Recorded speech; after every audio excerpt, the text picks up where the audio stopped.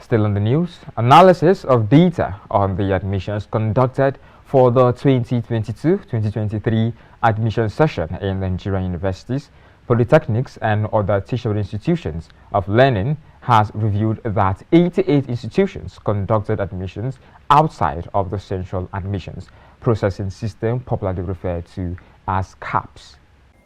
Jamb has its own regulations, so it is led for various institutions, admission officers to stick to Jamb regulations. First of all, they obtain copies of the regulations, study them very well, study it very well, and then have the mindset of being, honest about it. Because the moment you have the mindset of cutting corners in helping somebody through crooked means to secure admission into a tertiary institution, there's no way to not affect the academic ability of such a student. So admission officers, school management, the policy they are caught, they have to abide by Jamb regulations. Anything that is not clear to them, let them seek clarification from the Jamb. I think it's as simple as that. But the moment you try to cut corners, or you have the mindset of saying you want to do anything that is at variance with Jamb regulations, that cannot all go well for admission system into tertiary institutions in the country. It has to combine some stakeholders. Number one, the parents, then this institution admitting the students and the government. They will have to agree on some areas, like number one, cutoff marks for Jamb registration and for admission processes. Then they will have to set up protocols and rules. Like the cutoff mark, the government must have the basic, that is the limited, the basic cutoff mark, or upon which no institution should go lower than. Each institution can now make a law or agree. The management of each institution can agree on the benchmark they can attain, depending on the location of the tertiary institutions, be it colleges of education, polytechnics, or universities. If you have the standard, you don't want to go down. So in that case, if you are to improve the standard, you put everything in order so that you will not go below your standard, and you make sure you admit students that are relevant to the courses they are doing in the university. According to Jamb, admissions conducted outside the CAPS are illegal, null and void. Recall, Jamb had a bulletin warned candidates to desist from accepting admissions offered by the institutions without going through it. When students are not properly admitted, students are admitted, they are wrongly admitted for any cause. The tendency would be for such a student, to treat the admission with levity, because it's not something that he or she really worked for. And before you know it, the premonition is that various institutions, tertiary institutions, will start to breed half-baked students that do not have the wherewithal, to absorb educational system the way it should be absorbed. So you have students who cannot perform, cannot defend anything they have as certificate. They cannot perform, even while in school. Very, very lazy. You see elements of lackadaisical attitude in the way they handle the academic issues. So it's a very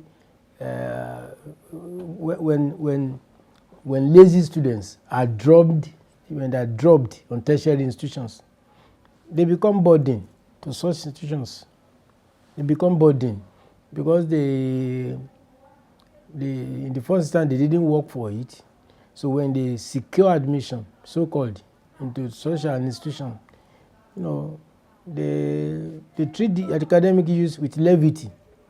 And maybe they are the kind of students that are not seriously caught, you know, for academic pursuit. If you are not caught for academic pursuit and you find yourself in a tertiary institution through crooked means, then it's very certain that such a student will not meet up. And that's one of the things affecting various tertiary institutions in the country today. The legal means of coming through, passing through the window, not through the door, into the universities, the polytechnics, the colleges of education, has lots of repercussions. And the first one is that the student will not be able to cope with the rigor of the academic. Everything seems so difficult for them. Ordinary assignment, they fail, and they will have lots of carryovers. At the end, they will either be shown out of the way of the institution which they claim to belong because of a low performance, and then the withdrawal list will be out. Most of them will have a lot of carryover to the point that there will be no spaces in further semesters to bring in those carryover CO courses, and at the end they get frustrated out of the university. You see, when you do illegal admission, it affects the students because after their 4-year program, they will go on with nothing. Their certificate will not be recognized, and it will bring down the standard of the university or the college, whichever one it is. On the statement titled Cessation of Illegal Irregular Admission, Jamb reiterated that all applications of admissions to first degree, national diploma, national innovation diploma, and the Nigerian certificate in education into full-time, distant learning, part-time, outreach, sandwich must be processed only through Jamb. If they are caught, if a student is caught that one way or the other the admission system was not proper, I think there are educational rules and guidelines. If it warrants expulsion, so be it. Because I know, because it's an offense, and for every offense there must be a punishment. So, like people will say, you have the freedom to commit any offense, but you don't have the freedom to dictate the kind of punishment that should be meted out to you. So if the student was admitted wrongly through crooked means, and he or she is caught, should be thrown out of the campus, thrown out of the system. It's as simple as that. It's like when you secured a job and you don't have a proper documentation in terms of job application and job placement. If at the end of the day you are caught, you are thrown out of the job. There's no qualms about it. The way it will affect them is that once they know that their admission is illegal, I'm sure most of their mates would have been telling them that this admission cannot take you to anywhere. In that case, they will not put in their best. They will not be happy. In fact, at times, some of them will leave that admission and go for another school.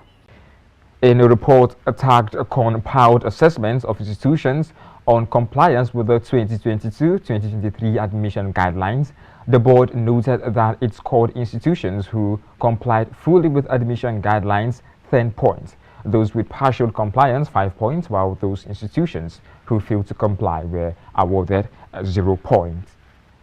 However, under the section for the conduct of the full admission on CAP seat, was observed that 88 institutions failed to comply.